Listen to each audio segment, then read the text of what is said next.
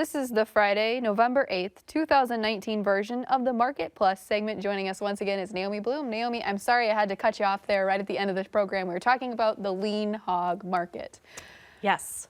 So looking at things, watching the support levels for prices, with the fourth quarter production just being so record large, and our export market to China had picked up, but then we've kind of lost some of our other traditional partners with Mexico, South Korea, just not exporting as much as we normally would to them. So we need to have more exports to our traditional buyers, keep up with that Chinese demand. But then what was interesting, I was reading from Hightower this week, and he was saying that for first quarter production next year and even into second quarter production next year, the production numbers are supposed to come down. And I thought, oh, well, that makes sense because those deferred prices are so much higher. And I had figured they were higher thinking of more just demand, and that's why they were up. But it's actually because production is supposed to be down as we go into 2020. So that is something that was new to me, and I want to keep an eye on that also. But those nearby contracts continue to just waver in a sideways fashion because they hope for this export market every week. And that's all we can cling to right now. Was it a lowered production value that was a significant amount? I'm trying to recall. I believe that the first quarter production was supposed to be, and I'll have to double check, but I feel like it was like over 200 million pounds because it was quite significant, and it was like one of the bigger drops like in 5 years. So, and then going into the second quarter, it was like another big drop like that. So I'll try to remember to tweet out what the actual numbers were. Okay. People can find you on Twitter then. Yeah. The other thing I wanted to ask about this week, I don't know if you saw the headline, but China made a big purchase. I don't remember what the number was, from Denmark. What do you make of that this week? Well, they're trying to make sure that they are not pinched to buying from only one place. So then Canada, also that announcement came that they were going to be able to export to China again. So now they have 2 more customers. That way the global prices for hogs don't have to just continue to go up because they're trying to say, well, we'll be buying from everyone. So prices from their perspective hopefully don't just ramp higher, would be my thought. Yeah, that makes sense. Spread the wealth out a little bit. There you go. Right. All right.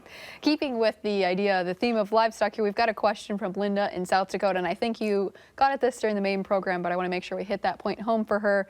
She wants to know, are there signs of increased cattle prices and a positive sign through the spring? Okay, so for the cattle prices, the demand has been stronger. The box beef values have been really fantastic.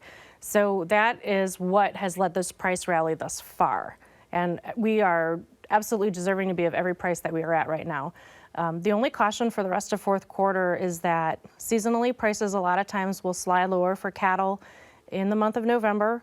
And then also the futures price right now is trading at a premium over the cash price, so that makes me a little bit cautious as well. Going forward into 2020, production is actually supposed to increase, and so that is something that makes me a little bit cautious because we had been trading, this less production, but now it's supposed to increase. So the demand needs to stay as strong as it is right now, and we need to see more export demand, which absolutely could happen. So I had been really bullish going into 2020, but now I'm getting a little bit more cautious.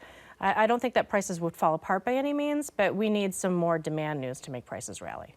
Okay, demand news is what seems to be driving a lot of markets, including maybe the lack of demand in the corn market. We've got a question here from Tim in Northwest Iowa. He said, is there any hope for the corn market with trade and exports, or will we have to rely on the local market such as feed mills, ethanol, etc.?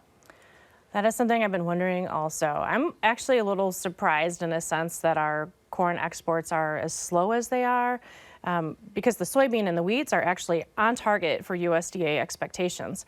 But as we know, the corn market has been suffering. So the dollar dropping would sure help.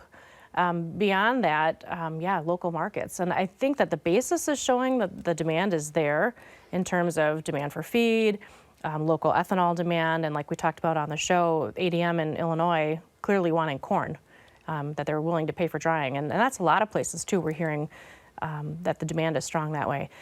So we need that export market to come up. If China would come in and buy some more, that would really be helpful, but they have so much competition right now from South America. Mm-hmm. So I hate to say it, but maybe something will go bad for South America. That would help our corn price go higher. Well, and as you look at the prices in South America, Argentina, Brazil, obviously they're our biggest competitor.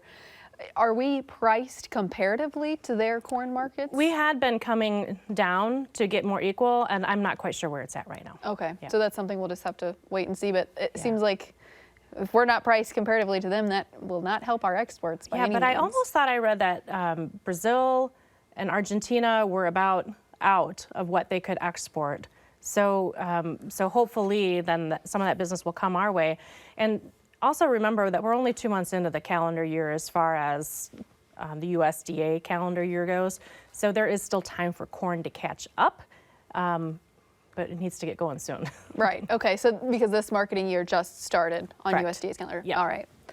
Naomi, the other thing I wanted to ask about tonight was weather, because this year has been so unusual. We got another snowfall across Iowa, across some of the plains, and your neck of the woods there in Wisconsin.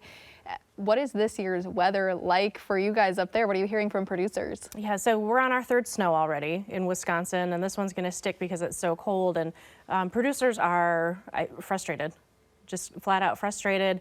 One of my clients, I had tweeted out a picture this week. You know, he's harvesting corn in it's like a pontoon. The field was underwater, so it's unfortunate. The one maybe good thing is that with this colder weather, our guys in Wisconsin can maybe get into the field because the field is now at the point where they can actually drive into it. But now we have 30% moisture on corn. So it's the pickle of, well, do you want to harvest it and then pay through the nose to dry it down? Or do you want to try to let it sit out there and then get to it as you can? So this is the year that will not end, and it continues to just be a black eye for all of us. And I hate to ask this, but what do you think the likelihood is that we're still in the field, we're not harvested, we're well behind our 5-year average on corn and soybeans, so that means fall field work probably not going to get done. I mean, do you think that we're going to repeat this same cycle? Weather is unknown, of course, but do you think we're going to repeat that into next year? Based on what the Farmer's Almanac has just come out with, I am scared to say it seems like it might go that direction. And you hit the nail on the head about the fall field work. That was the other thing that didn't get done last year. So when spring came around, it was an extra delay for producers on top of the wet weather patterns. So, you know, you hope it changes. You just really hope it changes. But with the rivers still being so high and the snowpack that's already starting to happen out west, you hope it can change. That's all you can do. Yeah, it's a tough situation, that's for sure.